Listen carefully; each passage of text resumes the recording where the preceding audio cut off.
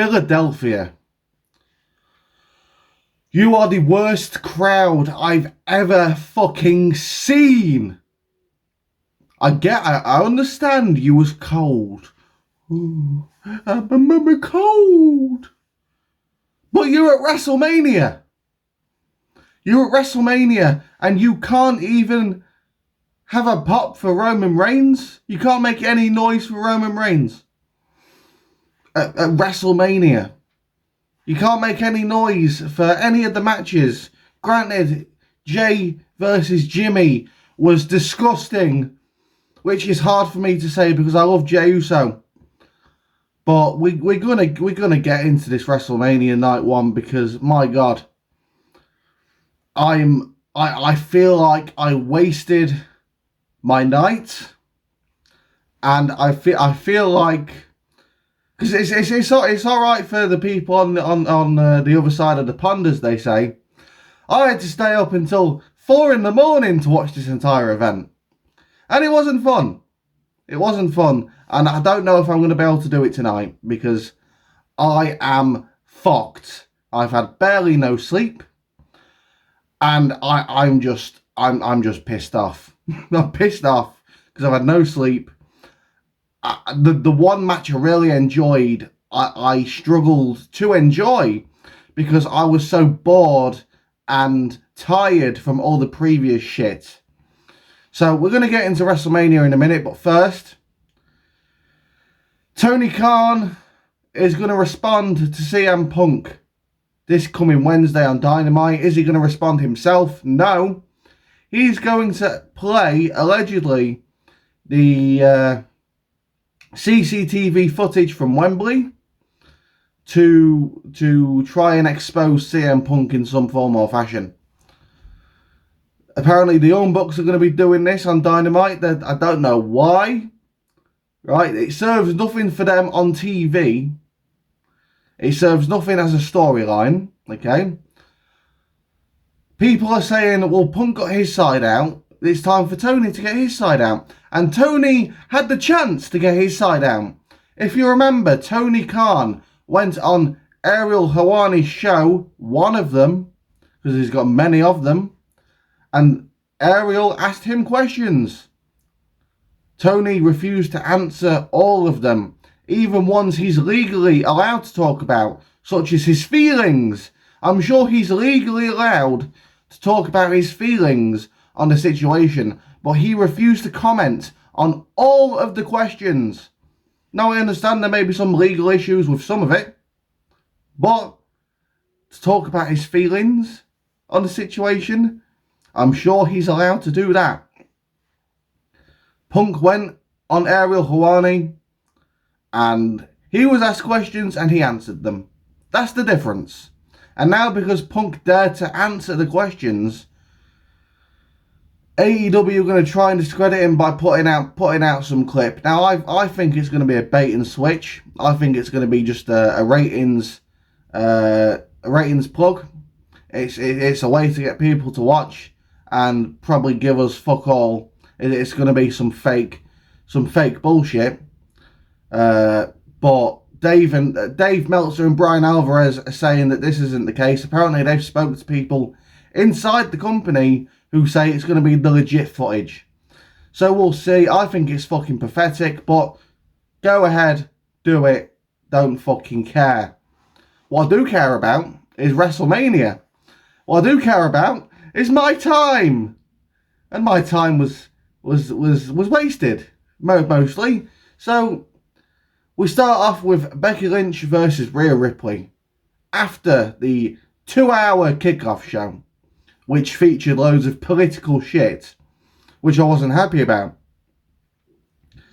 And I didn't watch Becky Lynch versus Rhea Ripley because I had no interest in Becky Lynch versus Rhea Ripley. So what I did when Becky Lynch versus Rhea Ripley was on was I decided to browse through WWE 2K15, one of the worst games of all time for wrestling. That's how disinterested I was in that match. So once that had finished, I turned my Xbox off, and it was time for the ladder match. And we all knew that two teams were going to win, the belts were going to split. I had no idea that it was going to be Grayson Waller and Austin Theory to win the SmackDown tag titles. I knew Awesome Truth were going to win somehow. But I thought Judgment Day might retain, or it might be DIY.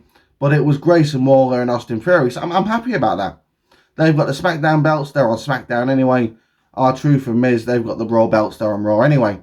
But there was some nasty shit in this match. Some nasty shit. Grayson Waller, I can't remember exactly the spot, but not long after he won the tag belts, he went down into a ladder. It looked nasty. There was some DDT on the outside that looked nasty. There was lots of spot heavy stuff in this match.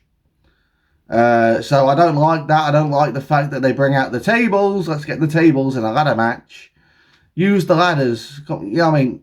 We don't need tables, man. Don't need tables. Let's use the fucking ladders. And the fans in this match were just mostly dead. Alright, there was little pops here and there, but mostly dead. And that's when I realised these fans really don't give a shit, do they? They don't care. And what was the match that followed it? Was it the tag match? Rey Mysterio and Santos Escobar. Dickhead. Rey Mysterio and Andrade versus Santos Escobar and Dominic Mysterio. And it was announced that it was going to be Andrade on SmackDown, I think. Rey keeps going through tag partners. And in this match, I expected Carlito to turn heel and cost Rey and Andrade. I got that right this time, the match, and then the heels would win. That did not happen. Instead, we got some American football players come out to assist the babyfaces, and Rey and Andrade win. It was pointless. It was pointless. It got nobody over. It didn't do the job it was supposed to do. The job it was supposed to do was break Carlito away from the LWO so he can go and be a heel by himself, not join any other faction, by himself, and give Dom a win at WrestleMania and Escobar. But that didn't happen. Two guys came out in masks. I was interested. Who are these guys? Have we got a debut? Who is it? And it wasn't that. It was some bullshit, some celebrity nonsense bullshit. That's all it was. And then we get to a match that I'm very disappointed with. Jay versus Jimmy. My God. This was bad. This was very, very bad. Now, I think if the crowd would have been into it a bit more, it could have been better. But it wasn't. It was slow. There was the trading of the super kicks. It was like an AEW match without the tables and the bullshit. That's what it was. I didn't like it. I don't want to see that again. Jey Uso, please stop having bad matches. Because you're making me look bad, man. You're making me and other fans of you look bad. Put on some better matches, please. Please, because you're going to get sent back to the tag division, bro. I'm telling you. Stop with the bad matches. That match was terrible. I was sat there for 15 minutes, I think it went for. And I was just sat there, just looking at the TV while the match was happening. No face changing, no reaction, no nothing. For 15 minutes. That's how bad that match was. And then we get to the representation match. The match with all the representation that WWE are talking about. WWE, they love talking about their representation, don't they? Team black women versus team Japanese women. Yeah, I don't care anymore. I don't give a fuck. Try and cancel me, I don't care. WWE have gone out the way to basically say that themselves, right? I don't care. It's team black women versus Team Japanese Women and an Australian. That's what it was. I barely watched it. One thing I did notice in this match was I thought Jade Cargill turned heel because Bianca went to go for the tag and the camera was over the shoulder of Jade, and Jade didn't make contact with Bianca's hand, and she pulled her hand down, and the camera went onto Jade like she turned heel and not tagged. But she did tag, and she went in the ring and continued the match. So I was very confused. I thought she turned heel. Obviously, something went wrong there. It might have been the camera shot. I don't know. But yeah, I don't care. And I certainly don't care after they've gone on their fucking representation tour. I don't give a fuck what someone's skin colour is, man. I don't care. Right? I don't care. They did it with Trick and Carmelo Hayes at NXT Stand and Deliver as well. Right?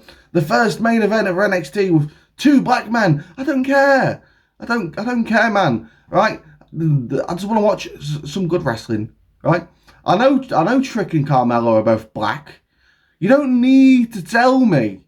Right? It's a good feud. It's going to be a good match. You don't need to push their skin colour. You don't need to do that. Stop it, WWE, please, because you're gonna face the same wrath as other companies, and you won't like that same wrath, because those other companies, they're going out of business. They're doing bad business. Just ask Disney how they're doing. Then we get to the match, the only match I really enjoyed on this card. Sami Zayn versus Gunther. Gunther had the Intercontinental Championship for 666 days. Gunther's reign ended. Sami Zayn is the new Intercontinental Champion, and while I would have said before the match that it's not the right decision for Sami to win, Gunther needs to retain, when they was doing the match, man, my God, I wanted Sami to win. I did. I wanted Sami to win because it was just so good. The underdog, the big guy getting heat on the babyface underdog, man, and Sami just fucking hooks up and fucks Gunther up in the end. And 1, 2, 3, Sami Zayn's the new Intercontinental Champion. Again, I know I'm not giving too much detail here because I was half asleep while I was watching this match. Okay, I actually fell asleep during the main event. I did. I fell asleep during the main event, but I woke up later on. But yeah, Sami Zayn wins. Sami Zayn's the new Intercontinental Champion, and I'm happy for him. I am, and I'm wondering what Gunther's going to do now. Is he going to go after Cody Rhodes after tonight? We'll see. And finally, the main event. This was a very slow-paced 45-minute. I don't want to say slugfest.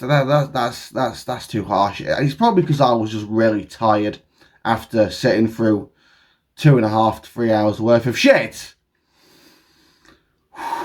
But we got the main event, and I'm not going to fucking get into too much detail. The Rock abused his power, which is something I wanted to see for fucking ages. He says to the referee, if you keep counting for us to have a count out, you're fired. So that's how they got away with no count outs, which made sense.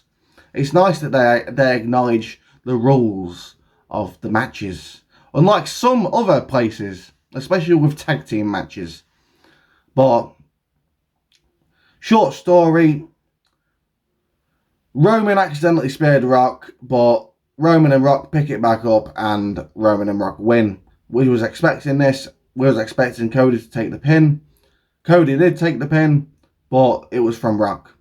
Now we go into night 2, and I must note, Cody Rhodes got a lot of boos. A lot of boos in Philadelphia. So fans need to make their minds up, right? Make your minds up. First we want Cody. Then you say, boo to Cody Rhodes. Make your minds up, man. Come on. I know The Rock's back. I know it's good to have The Rock. Oh, The Rock swears. Woohoo. But think about the future of the company, not the past. The Rock ain't going to be around forever. Cody Rhodes will be around for a while. Make sure you pick the correct lane. And that's my review for WrestleMania Night 1.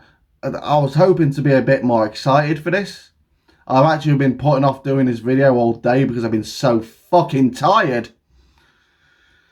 But that's life, and I probably won't stay up to watch WrestleMania Night 2 because I'm so fucked. I physically won't be able to stay up. I'll die. I'm not doing it. If you enjoyed the video, like and subscribe if you're new. The super thanks thing is available if you want to support the channel that way.